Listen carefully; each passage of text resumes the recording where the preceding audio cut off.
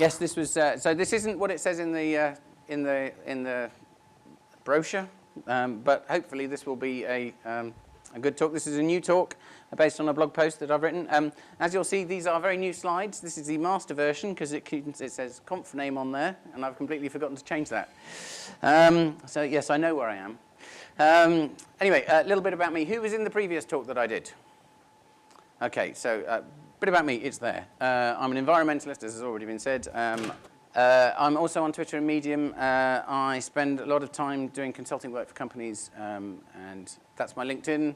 Co-founder of JeffConf, which is now called Serverless Days. Ask me about that. There's a fun story. I also, as has already been said, spend my time looking at things like data centers and cloud and energy use around that. It's really important to me. The world is changing. We are, as tech, responsible for roughly 2% of global carbon emissions through data centers, something we need to worry about and care about. And most developers don't care about it enough. And things like growth of cloud and data in the next 5 years, in the next 7 years, is looking at roughly 5 times. So if you imagine that kind of increases carbon emissions as well, we kind of need to do something about it. Anne Curry's talk yesterday was something I was working on with her on. And yeah, look at that. That's the information you need to know. Basically, Google and Azure are good. AWS, certain regions are good. Other ones, meh. So anyway, a little bit of background about myself. I was the CTO of a startup that was probably one of the first serverless startups in the world. We built an Android app with AWS Lambda. I'm running through, so some of you have heard this. This is kind of irrelevant to quite a lot of it, but it's just giving a bit of background. Started in 2015. By early 2017, we were in 20 countries with 500,000 monthly active users. And we had an AWS bill of $300 a month because we were using Lambda and DynamoDB. Half of that was DynamoDB backup. So you can imagine that really we weren't doing a huge amount of actual compute. The complex bit was actually the Android app. And we only had a team of 2 serverless people and 2 Android developers. So really, we found out the power of serverless by doing. So this comes from a lot of experience. And I then got a job with AWS at the back end of last year and through to the middle of this year as the serverless developer advocate, senior developer advocate for serverless, sorry. And that was essentially going around talking about Lambda, API Gateway, and also being part of the product team. So looking at strategy and what we might be doing ongoing. I keep saying we. I no longer work for them, but I still love the guys there, and they do a great job. So, and so a lot of this will come from my experiences of using AWS products and understanding that. But I also spent a lot of time with a number of customers working out what they had done. So I learned a lot of what they had done and worked out a lot of the best practices based upon what I'd learned and what they'd learned. And so this is essentially based upon, I wrote a blog post in August, which is based upon all of that learning, and people seem to like it. So I've written a talk on it. And you can go there. I got the bit.ly link, mainly because that's a really unusual thing to type into a search engine. It's just a very quick thing to say. These are my opinionated best practices. You do not have to follow them if you don't want to. I will go through them hopefully in a short enough space of time that you don't all get bored and fall asleep. And hopefully they will help you.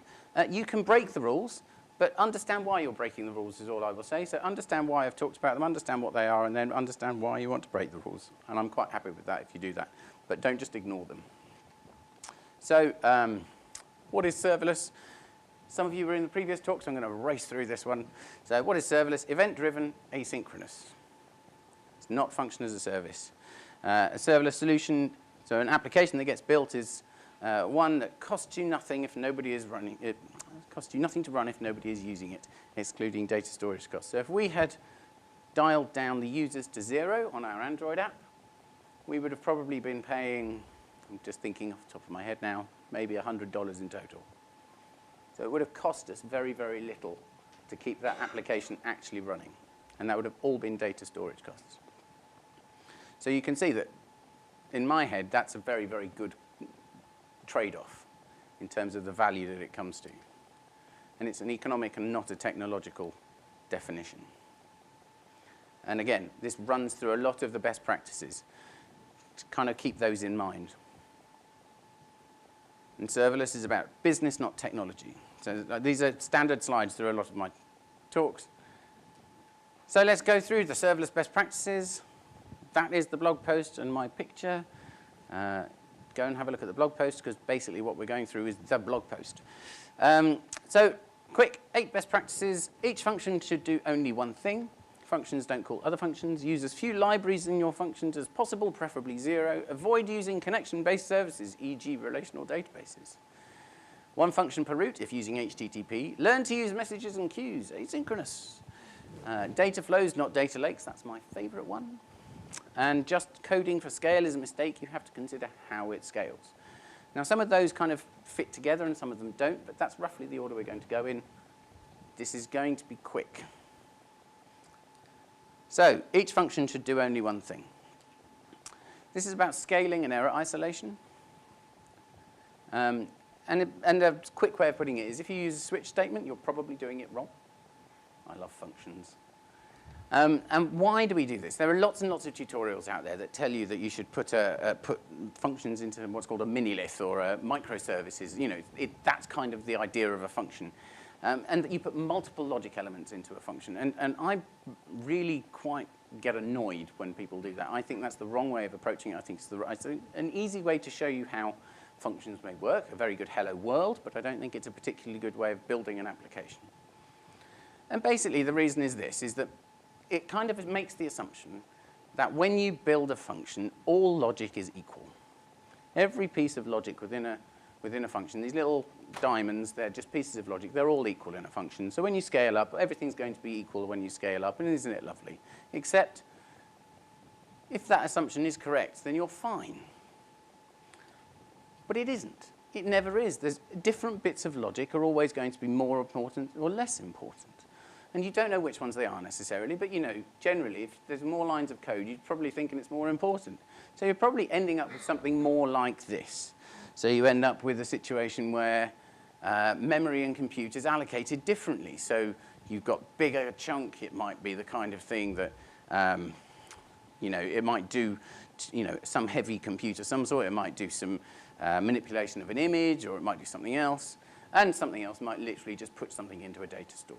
Why you would put them in the same function in this kind of a scenario, normally in a server-based environment, that would be absolutely fine. But the thing is, you then have to scale them all up at the same level. And so you would have to scale up at the value for the most intensive. So if the most intensive is this image-based one, then you would have to use 1 gigabyte of memory and a 15-second timeout, because that's how long it takes. And then it makes it difficult if something goes wrong in one of the smaller functions to work out what's gone wrong, because you've got a 15-second timeout. So what you want to do is you actually want to split them all out. You want to split the bits of logic out and make them all separate. And then what you can do is actually something a little bit more interesting. What you can do is you can actually say, well, the big bit actually normally takes 3 seconds or less. So, but it needs a gigabyte of memory. That's really useful, because then if it takes more than 3 seconds, we can put it into its own function. But if it takes more than 3 seconds, we know something's gone wrong. So that's our scaling metric. That's where we know something's happened, and we can monitor and measure. The one in the middle, that's kind of needs a little bit less memory, and that's absolutely fine. But it's got a 500 millisecond rough timeout that we need to worry about. So we'll just set our function to that point. And if it goes over that, we know that there's an error and there's something wrong. And the bottom one takes a long time because it does something with a third-party service, and we don't always know how that's working. But 15 seconds is a good time to work it out. But it doesn't need much memory. You just need to send something to a third-party service. But what you can then do is memory and compute are then allocated as required for the logic, rather than having to bundle all the logic together and bundle everything together in the wrong way. And what that also means is it makes errors easier to debug, and you can replace the functions with minimal disruption, because what you end up doing is going, the bottom function doesn't work correctly. Why doesn't that quite work correctly? So we found an error. And what you're then doing is you're not impacting the other functions within your system. You're not impacting anything else. You're only impacting that one thing. You create a new function, you just replace it. Brilliant, makes perfect sense. And your errors aren't then problematic. And the other thing is, you know exactly where the error's occurred, because that's the only thing that's errored. Nothing else has errored. You haven't got a big logic thing. This big thing has just errored. Somewhere in here is a problem. And then you have to dive in. You've just gone, oh, that one's broken. Fix that. It's a lot easier. So practice 1, each function should do only one thing. It's really very simple. So practice 2. This is the one that people really don't like, for lots of reasons. And I get told off. Well, this is 2 of them I get told off for a lot. But functions don't call other functions. Functions are not microservices. Please, if anyone tells you that functions are microservices, they're not. Or at least I don't think they are. Again, personal opinion. And logically, you might think it's okay if you come from a microservices background for functions to call other functions. Now, there is a slight caveat to all of this, and I'll get to that later. But the problem is it removes isolation and it doubles cost. If basically your compute is calling more compute and calling more compute, and you could chain those down the line, if you're waiting for responses to come back or something happening, what you end up doing is doubling up compute. So one function calls another function, and they're waiting for something to happen. You're essentially doing 2 lots of compute for one thing. That seems pointless to me. And it also makes debugging more complex. If something goes wrong within that process, which function was it that went wrong? Usually it's relatively straightforward, but sometimes it isn't. And how do you know whether the error was in the first function or the second function? Which one do you replace? Which one do you look in first? How do you know? This is all about finding the error quickly and replacing it quickly. It's not about whether or not this is technically possible. So you can do things like direct invoke from one function to another. And often when people invoke function to function, what they're doing is they're invoking and waiting for a response. They're treating it like a service, like a microservice. And again, you're doubling up the invoke cost. And it's difficult to identify in the logs. Quick caveat, if you direct invoke and don't wait for a response, that's pretty much okay. Because you're not actually doubling up the cost. You're literally just firing and forgetting. But the problem with that is you can't guarantee that you've had the response done. So it's only the kind of thing that you would do in the scenario where it doesn't really matter. So then why are you doing it? The point about it is that that's the one caveat, and it's the kind of caveat you don't really want. So what you do is you replace it with a queue. It's a very simple replacement. You put in a queue, and the queue usually has something like a trigger. And that trigger is, do you remember we said that it's event-based and asynchronous, and that's what serverless is about? So within the world of serverless, what we have are services that then have triggers that then create events that then trigger a function. And so what you have is things like in the world of AWS, you would have SQS, for example. So if you push a piece of data into simple queue service, you can set that to then automatically trigger a Lambda function. So this could be SQS with an automatic trigger to a Lambda function. And that sounds like it would be a complete waste of time, because that seems like an awfully long extra process. But you could also use a data store. It'd be relatively straightforward. You could use something like, within the AWS world, again, you could use DynamoDB. DynamoDB can then have a trigger called a DynamoDB stream that then creates pushes to a Lambda function, and we used that an awful lot while I was at Movivo. You can also use things like Kinesis. You can also use things like an S3 object. There are lots of different ways you can skin this cat. The advantage of this, or disadvantage, depending on how you look at it, is that it's unidirectional. It's not request-response, and that's intentional, and it's useful. But it's important that you don't start thinking about this as a request-response architecture. It is unidirectional. But essentially, the whole point of it is that you avoid the process of trying to double up your compute, and you lose your isolation between functions, and you don't want to couple functions together. You want one function to do one thing, then you want to send the data onto the next bit, and you want to create flows that go through queues. So, practice 3. This one is where lots of people go, but why? Why are we not allowed to use libraries? Libraries make things easier, don't they? They always introduce technical debt. If you put a library in that you don't know what it does, you are absolutely guaranteed to be putting in technical debt. However, it is a trade-off. There are times when you want to put a library in, and it's a good idea. And those times are For example, if you're doing something like machine learning and you want to put in a library that might be very good at image recognition, trust me, you don't want to be building one of those yourself. I don't think I want to, so you might want to use one or a service or something like that at that point, and that's absolutely fine. But do your due diligence, know it, trust it, check it, and then recognize that you've got to manage that. But do it, do the management, do the checking, do the due diligence. So a little bit of a kind of, I'm using AWS Lambda a little bit as a kind of proxy for other functions, mainly because I know it. This is the way that Lambda functions work. This is a, so we kind of looking at, just lost my train of thought, there we go. Yes. So if we have a quick look at a Lambda function, how many of you have seen this picture before? Hands up. Anyone? Oh, good grief. One person. One person in the room has seen this picture.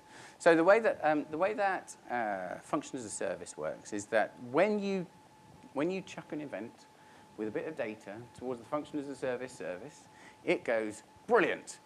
I've never seen this event before, but I know I'm supposed to start something. And then it goes, right, we'll do a full cold start. Brilliant. And then what the cold start will do is it will go and download your code from wherever it's supposed to download it from. It will then start a new container, and I use the word container loosely because that may or may not be actually what happens underneath. There are lots of clever optimizations that happen. And then it bootstraps the runtime, so it basically starts it up. So you might have things in global variables that work, and that's the partial cold start. So this is the cold start part, and then it runs your code. So you can imagine you chuck an event at it, and then it downloads code, starts the container, starts the global variables, so it starts running, and then it runs your code. Then on the second part, second time it's called, as long as it's kept it warm, which it sometimes does, it'll just do the last bit. Very, very useful. So the optimization, this is the AWS bit of optimization, so they're trying their best to make that as small as possible. Your optimization is this bit. Keep your cold starts as small as possible. Very, very simple. Basically don't have big global variables and basically don't have massive amounts of things to do in your compute. And this all comes from one of their online tech talks. And I'm using this as a proxy. This is roughly the same as most other function as a service services. So again, this comes down to zero, or we're talking about zero or few libraries, as few libraries as possible. Why are we saying that? So small packages, believe it or not, are faster to download. It's not actually that big a deal, but it was a big deal. Some other function as a service providers, this is a bigger deal. It's not a massive optimization, but if you're going to give them 25 gigabytes to download in your function, they're probably going to take a longer time to cold start, and they're probably not going to like you very much. So just imagine that. So fewer lines of code. But fewer lines of code is actually easier to debug as well. So just think about that one as well. In terms of bootstrapping the runtime, global variables loaded before the execution. So global variables are part of the function, and that's no problem. Lazy loading, again, a good idea. Other people have talked about that a little bit. But libraries loaded here. Now, you might not realize it, but when you load in a library, something like Node and using NPM, sometimes they chuck stuff into global variables, and sometimes they do things that you don't particularly want them to do. Sometimes they create optimizations, apparently optimizations, that you don't really want to happen. Now, do you know what they are? When you just npm install, because that's what it says on the blog post, trust me, it's a really bad idea with functions, because sometimes you can get installed things that just add weight and add time, and you don't really know what they're doing. Basically, if your functions are only doing one thing, you should really be very careful about any libraries that you use at all. And so the most optimization can actually be found in your actual code. When you're using the first practice of as few libraries, as little as possible in your function, doing only one thing, you should actually be trying to use 0 libraries as much as possible. And actually, when I was at Mavivo, this was the practice we used, which was you just shouldn't use a library unless you absolutely had to. It meant that we were a lot more cautious when we picked something up, but it meant that our functions were rapid even on cold start. So most of our cold starts were less than 50 milliseconds. That's cold starts. Warm starts were incredibly quick. And I think that's the point, is that reliance on libraries is because stuff happens in a server. And stuff happens in a server because it's always warm in the context of a function. And so when you start to put all these kinds of things together, you can actually create some really good practices that make functions really work for your business logic. And while lines of code do matter, it's not that big a deal. But just a bit of an example, you just don't need the libraries, and it's amazing what you don't need. Cold starts are often very quick, but I just did these 4 lines, just a quick one. npm init -y, npm install AWS SDK, and then create a quick index.js. Nearly 300,000 lines of source code. Now, I haven't done any kind of, optimization of that at all. But the point is very, very simple. Just installing something via npm brings in technical debt, brings in a significant amount of extra that you may or may not actually need. So just work out what you've brought in. And that's the AWS SDK. It's useful. Everybody needs it, don't they? Do you? Do you need it? Know what you're installing. And also, it's not Express and it's not Django. Please don't install them. Done. Right. So practice 3, use as few libraries in your functions as possible. Preferably 0. Practice 4, avoid using connection-based services, e.g. relational databases. Warning. Avoid. It's not never, don't ever, or I'm going to come after you with a pickaxe if you use one. The word is avoid. Okay, this is just everyone who decides to say on my blog post, you say never to use these things. Well, I do, and it works, as people have. I'm just telling you to be aware, to think about it, and to understand why I'm saying it. So basically, this is about bottlenecks. This is about understanding how systems work and scale, and where the problems are with scale. So if you imagine a relational database, just use it as a proxy for a connection-based system, because actually that's mostly what we're talking about here. And a 100 connection limit with your relational database. That's not an unusual connection limit, sometimes 100, 150, but it's useful. And you have 20 concurrent functions running, and it's like life is hunky-dory. You've got 20 connections. There wouldn't be a problem there whatsoever. All good. Then, all of a sudden, there's a little spike, scales 4 times, someone sent out a marketing message on Twitter, and a few people turn up. And then all of a sudden, you've got 80 concurrent functions because something's happened, and it's brilliant. And then, all of a sudden, there's 100 connections. You've got 80. You've got 80 concurrent functions, 100 connections. We're still just about OK. We're all good. And then someone on Twitter, mentions James Corden, and then James Corden retweets it. And then all of a sudden, you scale times 4 in the blink of an eye. And then, we've got 320 concurrent functions because that's how you've done it. And we've got 100 connections with the database. And oh, my goodness, we've got no more connections left. Your application just fell over. And do you know what usually happens is that someone turns around to you and goes, serverless is rubbish, because they didn't scale the database. And it's not serverless. It's the fact that they didn't understand the database. They didn't do something like putting in a connection pooling proxy in the middle, or understand that they needed to be able to scale that system in the middle to make this work.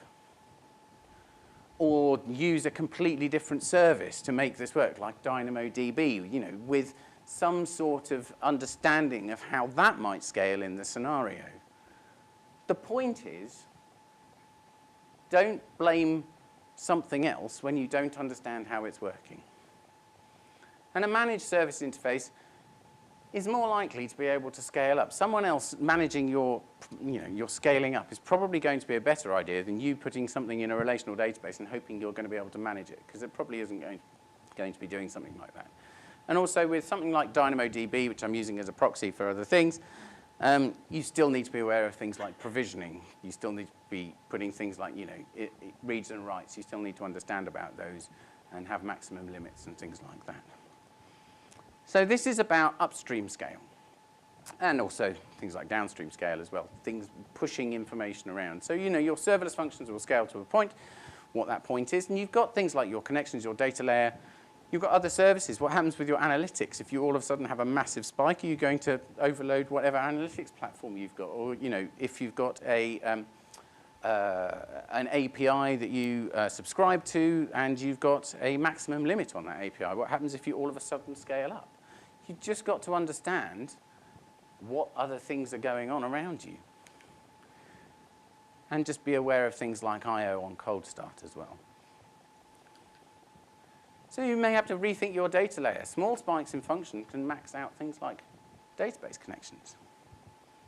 And concurrency can limit your scale, but again, so you can say, actually, I don't want to go beyond 80 functions, but then if you don't want to go beyond 80 functions, that means your application can't scale beyond that far. And your data layer constraints will affect how you build your application. So understand those constraints, think about them. And again, managed data services are likely to be able to scale better than you are, mainly because they've got better people than you have, almost certainly. So avoid using connection-based services, e.g. relational databases. Not all the time, just understand how they scale. So one function per route if using HTTP. Now, this is the classic, this is how you do serverless. Here, we'll replace your website with a back end of serverless. And isn't it lovely? What they usually do is put something like a proxy in the middle, or you can run Django or Express in a function. Isn't it wonderful? You just have to, lift and shift your Django and chuck it into this function. It'll be perfect, and life will be brilliant. As I say here, it's easy to start with hello world, and then all of a sudden, you go, brilliant, I'm going to scale this amazingly, and then it goes all wrong, and then you go, serverless is rubbish again. You've got to think about all the things I've already been talking about. Your data layer, how does the data layer scale? How do you debug it? Because debugging is different when you're not actually running a server. Your Django and your Express, they're built in things like routes, and they have built in things like middleware. Do you need middleware at this point? What's that for? If you're using an API gateway, well, your routes are not needed. How are you managing all of that? And so what you actually need to do, this is the kind of way that this works, is that maybe you've got an API gateway, which talks to the internet or wherever, and you've got a set of routes, and they're RESTful or not, as the case may be, however you want to do it. And then you've got some kind of single proxy function that does everything. And actually, what you want to do is replace it with that, because that allows each of those functions to scale independently. You might find that you'll get one of those which is hit a lot more than the other ones. Maybe the top one is hit an awful lot more than the other ones, and you want that to be concurrently much more important than anything else. And what you want, you're going back to practice one again, which is all about making sure that it scales in the right kind of way. And maybe you want to make sure that when you're posting things, you're validating in a certain way, or you're doing something in a certain way, and you want to give more memory. So you want to allocate things in a different way as well. This is a much more careful, this is kind of very linked to practice one, but it's also, I think, quite important when people are looking at the Django Express type of serverless. I think this is just an addition to that, and quite important. It does increase the number of resources, and each function will need things like security rules, and may need secrets. So you are kind of reliant on things like infrastructure as code at this point, which doesn't sound like fun when you can just kind of log into something, into a tool and say, well, here's my Django, drop it and dump it into my function, and then press a button and it does it for me. Yes, this is maybe a little bit more work. You may need to use your Terraform or your CloudFormation or something else. But actually, if you want to be doing things in production, and you want to be doing it properly, and you want to be getting there in the right way, this is the kind of way you have to do it. You can't avoid it. So, practice 5, one function per route, please, if using HTTP. Practice 6, learn to use messages and queues. Asynchronous for the win. Is everyone okay? I know this is like the last talk. Is everyone happy? Yes? We're all okay? Yeah, good, we're all happy. So we've kind of talked a little bit about queues a little bit here, so we're kind of getting back to that. This is practice 2. And data stores which can have automatic triggers. So this is kind of a little pattern that we have within event-based systems and within serverless, which is that there's a thing which has a trigger which triggers a function. It's quite a straightforward thing that has a trigger and a function. This thing could be an S3 bucket. It could be API gateway actually triggers an event, which then triggers your function. It could be a number of different things within the AWS ecosystem, which I know very well. I don't know all the other ones as well. So it could be Kinesis. It could be DynamoDB. There are a whole load of things. Or it could be Cognito, which is an authentication system. So it allows you to, when a user creates their user in your authentication system, then you can get notified of it, and you can do something at that point. But this is a very normal pattern. And basically, what you realize is that your business is actually made up of events. This is useful, because then you can start to go, that's an event, that's an event, that's an event. And you don't end up going, I've got a server running, just got to keep using it and do stuff. I'll just ping stuff into it over and over again. You actually go, right, I'm going to only do compute when there's an event happening. You run stuff when it happens. You don't run stuff when it isn't happening. This comes back to the whole idea of serverless computing in my head is it doesn't cost you anything when no one's using it. If no one's using it, you shouldn't be, there should be no stuff running. So you should be worrying about, your application should be, there's an event, now I do something. There's another event, now I do something. And if there's no event, nothing should be happening. So this event pattern should be all about messages. It should be, what's the event that's happened? That message needs to give me some information. And again, we're not talking request response. We're talking messages going forwards. We're going unidirectional. That message goes into some sort of queue. Again, not a queue, SQS or anything like that, but it could be anything. And then you've got a trigger and a function. Now, that queue acts as a circuit breaker. What's a circuit breaker, you might ask? Well, essentially, in a serverless system, as long as something goes into a queue, then the bit before the queue has done its job. After the queue, if the function then fails, it's quite nice, it's still in the queue. Or you can do something with it. Basically, if the function works at that point, then you're great. If it fails, you can put it into a dead letter queue, or you can block, so you can make it rerun. Or you can have a non-blocking queue, and you can have various different ways of running. Have a look at how these different queues work. It's very useful. You actually might want to make sure that the queue just fills up, and you just stop, and you then send an error to some developer going, this is now stopping. That's really useful sometimes. You might want to make sure that no transactions or whatever happen within the system. So there are different types of queue and different types of way they work, and it's really useful to know those things and understand which type of queue you want in which type of situation is actually very useful. And again, because it's a queue, because it's asynchronous, it decouples the logic from your functions, and it pushes through queues. And it primarily stops you thinking about request response, which again, everyone thinks is, oh my goodness, this is terrible. Learn to use circuit breakers and understand which queues you want and when. Basically, learn how distributed systems work. This is the one line. This is the biggest line. This is the one line in my blog post that got the most highlights. I'm just telling you. And the other thing to look at here is CQRS. Oh, what's that? 10 minutes? 10 minutes. Good timing. We're getting there.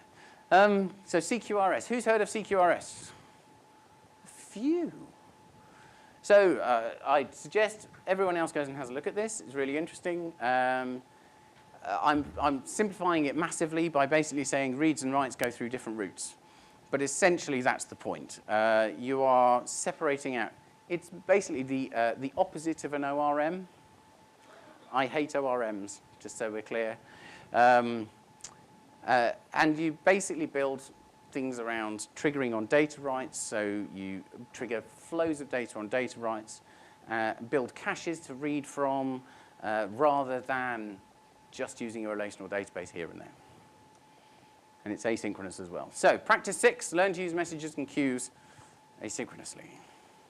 Practice 7. Now this one is going to confuse a lot of people, so I'm going to try and make this a little bit more kind of ethereal and slightly more complicated. So your data in your application is always in motion. When you're going through a serverless application, stuff is always happening. Movement is always happening. Data is always going into queues, into functions, transforming and doing stuff. And applications are not code. They are the infrastructure. It's the code and the infrastructure and everything is your application. And applications are very much like landscapes and water. This is when it gets a bit kind of, woo. So, okay, this is just a picture of Nigeria. No? Uganda? Oh, somewhere in Africa anyway. It's Uganda, I think. Sorry, I just picked it off Google this afternoon. And the reason I picked it is because there's a lake. This might follow in a minute. So I just kind of mapped out where the lake was and then the tributaries and the rivers and which ones are big and small. And then I've picked them out. So the idea is you have data flows. And those data flows go into a data lake. It's very simple. This is kind of like your application. What you've got is you've got different routes and different events that happen. And those events flow through different parts of your application. And they end up somewhere in a big, large data store of some sort that could be called a data lake of some sort. Essentially, data flows through your application. Looks a bit like that, and it can go all wibbly-wobbly. These go through queues and functions and events, and then it uses things like fast data stores. It's important that these are fast data stores. These are caches, fast reads, writes. This is where you need performant data. This is the point when you want your application to work quickly, because there are times when you want to go back with information to the user by pushing data back to them. You want your performant information to go through here. You don't want this to be a slow process. Your scale considerations are important because if something happens upstream, such as a flood, you want the water to be able to come all the way down the stream and for it to work. It's a good analogy. It's going well. So you want things like document DBs, key value stores, blob stores, memory caches. You can actually, with things like Lambda, you can do very small caches within the function itself if you know what you're doing. It's quite an advanced way of using it. It's not necessarily a great way of doing things if you don't know what you're doing, but you can do it. It's all about using functions in the right way and using them for very fast manipulation of data. Data lakes. Basically, where your data ends up is called a data lake. I'm not saying use data lakes in the terms of the marketing term for most of the cloud providers, because that's not what I mean at all. But it's essentially where all these different data flows push all the events that they've transformed, and they end up there. It's usually the end of that. Less need for performance here. You're not trying to get data out of it to get it back to a user. What this is usually is where you're doing your logging and your analytics, and they are generally not performant things. What we used within Mavivo was AWS Athena, which is basically push data into an S3 bucket, and S3, you can do queries on it. Now, do you know what that means? It means there's no server running, and the queries were not quick, but we didn't need them to be because they were analytics. So we didn't need them in real time. We just needed to know whether or not the stuff was working in a good way or a bad way within the next 5 minutes. That was absolutely fine for us. It wasn't performant. It didn't need to be. That was the whole point. Oh, you can use relational databases for that bit. That's fine.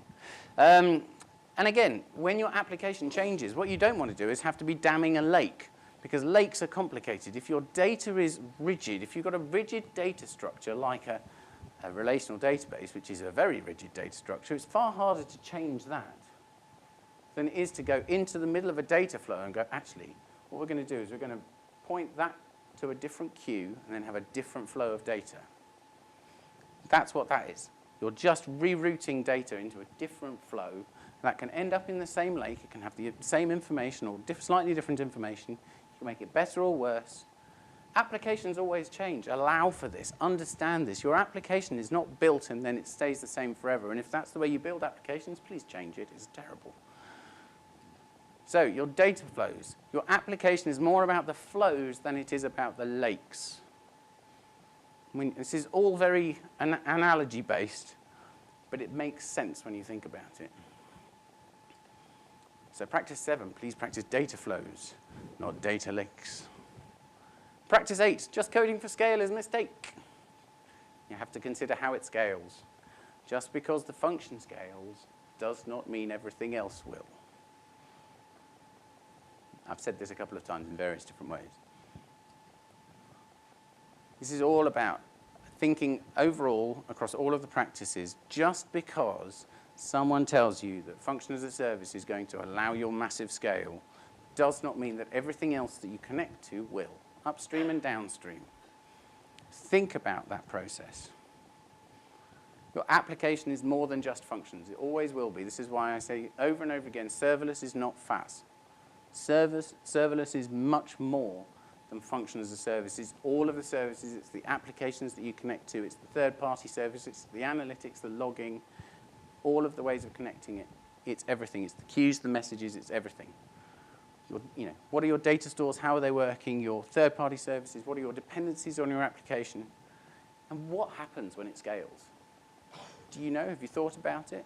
Just making the function, the bit that you care about, is how a developer would think about it. If they're coming from just a development background and they've only done something like Heroku, you've got to start thinking about distributed systems and what happens when your function bursts out into massive scale. If you haven't thought about that, don't start building with function as a service. It's gonna bite you, and it's going to bite you bad. Once you start thinking about that, you're going to get there. So practice 8, just coding for scale is a mistake. So, quick point. These are best practices, not the only practices. There are other people who have other ideas. I'm not the only one that talks about these things. Understand them. You can break them. It is absolutely fine. Again, practice 1, each function should do only one thing. Practice 2, functions don't call other functions. Practice 3, use as few libraries in your functions as possible, preferably 0. Practice 4, avoid using connection-based services, e.g. relational databases. Practice 5, one function per route if using HTTP. Practice 6, learn to use messages and queues asynchronously. Practice 7, data flows, not data lakes. And practice 8, just coding for scale is a mistake. You have to consider how it scales. And that's where the blog post is if you want to know any more. And thank you very much.